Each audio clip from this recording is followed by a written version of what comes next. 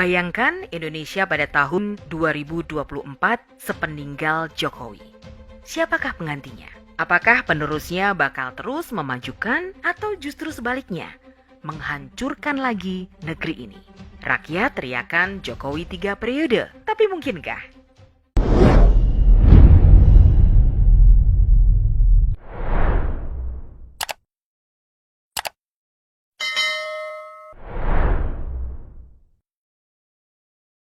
Horor Indonesia tanpa Jokowi oleh Iyas Subiakto. 22 tahun pasca runtuhnya Orde Baru, kita tidak merasakan perubahan yang signifikan. Sepanjang 6,5 tahun pertama, di era Presiden Habibie, Gus Dur, dan Megawati, kita hanya diberi pemanis kembang gula. Manis di permukaan, pahit pada dasarnya. Masa transisi itu sulit dilalui, karena sejatinya hanya segelintir orang yang benar-benar mau berubah dari kemapanan hidup dengan cara siluman. Setiap bangun pagi, nafas kita hanya diisi oleh barang-barang bersubsidi. Itu yang disebut oleh arwah Soeharto dengan jargon enak zamanku toh. Beberapa kali kita katakan, munculnya SBY adalah sebuah kecelakaan fatal buat Indonesia.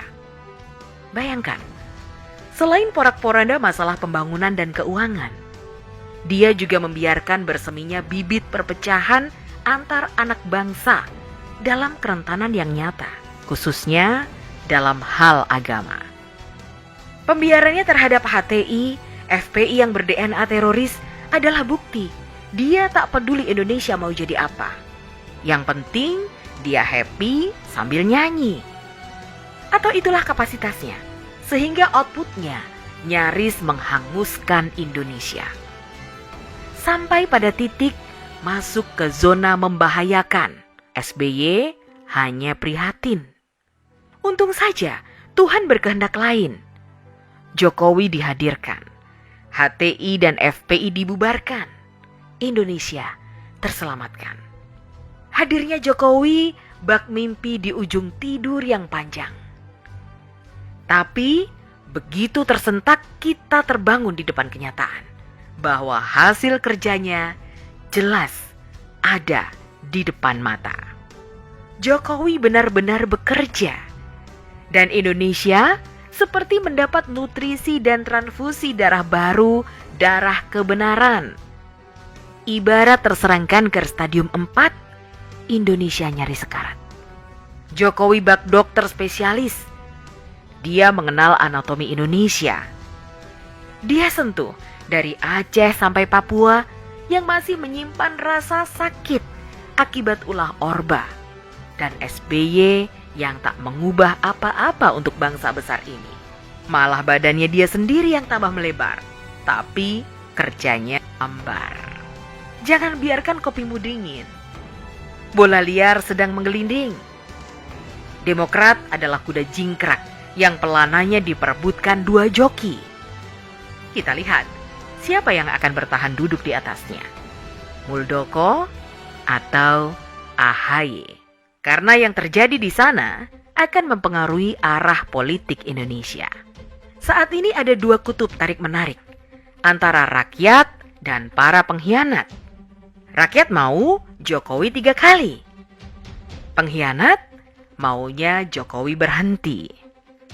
Lihat saja pancingannya di mana-mana. PKS, Amin Rais, dan ada juga umpan kepura-puraan seperti Nasdem. Kenapa mereka melempar isu itu? Ya karena mereka mengukur kekuatan dan jago yang akan dipasangkan. Secara politik, benar bahwa isu 3 periode dilempar oleh mereka sebagai umpan. Mereka berharap ditangkap Jokowi, kemudian di-smash balik. Serangannya bisa bermacam-macam. Bisa dibilang Jokowi tak patuh undang-undang, atau mungkin isu keserakahan kekuasaan yang akan dihembuskan. Bertemunya Nasdem dan Golkar adalah bak CLBK. Cinta lama belum kelar. Kita tahu SP siapa dan Golkar siapa, serta sosok yang mana yang masih bermain di sana. Tentunya yang jelas masih ada JK. Politikus tua dan kawakan yang kondisinya sedang dipergunjingkan dengan isu macam-macam ini tidak akan berhenti sebelum mati. Jokowi sudah beberapa kali menolak isu itu. Dia tidak mau. Manusia yang patuh akan kebenaran ini tidak mau melanggar akhlak politik. Apalagi memaksakan akhlaknya untuk sebuah kekuasaan. Pertanyaannya, kalau Jokowi tidak mau, walau jelas figurnya masih sangat diperlukan, dan itu bukan asal-asalan, karena rakyatlah yang memintanya. Jadi, Pak Jokowi tidak harus merasa dijerumuskan. Bagaimana kalau kelak hasil kerjanya dihancurkan para buaya yang kelaparan? Karena selama Jokowi memimpin, mereka susah menelan tangkapan yang selama ini mereka santap beramai-ramai. Mereka menyantap APBN, APBD, sumber daya alam, BBM, ikan laut, dan seterusnya.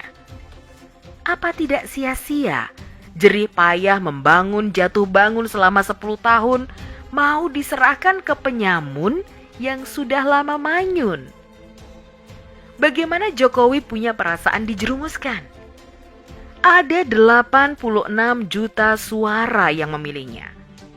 Dan saat ini, dengan kepuasan kepemimpinannya, bisa lebih dari 100 juta orang yang pasti mendukungnya. Insya Allah. Tapi ini bukan lagi soal didukung dan tidak didukung. Ini masalahnya ada pada Jokowi yang sudah beberapa kali menolak dicalonkan lagi. Pertanyaannya dan lagi-lagi pertanyaan, siapa yang akan menggantikan? Kita tidak ada harapan kalau menunggu partai yang mengusung. Apalagi dari calon yang digadang-gadangkan. Apa yang bisa kita harapkan dari mereka? Belum lagi, sebagian dari mereka masih ber-DNA Orba dan harum cendana. Tapi apa mau dikata, kalau Jokowi tak bersedia? Kita tunggu sinyal Jokowi dan bagaimana Demokrat disikat. Di sana ada Muldoko, ada juga Gibran sebagai kuda hitam, tapi memberi harapan. Indonesia di ujung masa transisi. Sayang kalau pondasi yang dibangun ulang Jokowi diestafetkan kepada pencuri. Kita bakal gigit jari dan mereka menari lagi. Duh Gusti, ngeri kami menatap masa depan negeri ini sepeninggal Jokowi. Tapi kami yakin Tuhan akan membuka hatinya agar tak pergi begitu saja sebelum menyiapkan penggantinya. Semoga kesatriaannya terus ada untuk Indonesia. Dia disegani dunia, dicintai rakyatnya, dan ditakuti lawan-lawannya.